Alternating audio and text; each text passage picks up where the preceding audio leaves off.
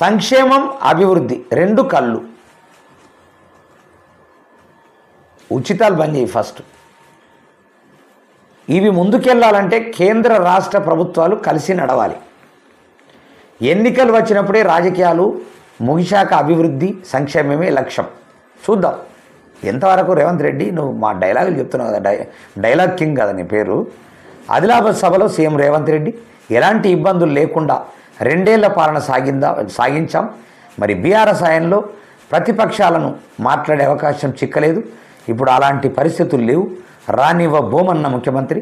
ఆదిలాబాద్కి airport అంటే ప్రతిపక్షాలు, మనం కూడా ప్రతిపక్షమే, మరి బ్రహ్మాండంగా మాట్లాడిస్తారట. మనం అందుకే మాట్లాడుతున్నాం. ఏమంటుండు, బీఆర్ఎస్ హయాంలో ప్రతిపక్షాలకు మాట్లాడే అవకాశం చిక్కలేదు. మేము ఇప్పుడు అలాంటి పరిస్థితులు లేవు, రానివ్వబోము, ఖచ్చితంగా మాట్లాడిస్తామని చెప్పేసి అంటా ఉన్నాడు కదా. అందుకే మన ప్రజా అసెంబ్లీ తరఫున మనం ప్రతిపక్ష హోదాలో మాట్లాడుతున్నాం.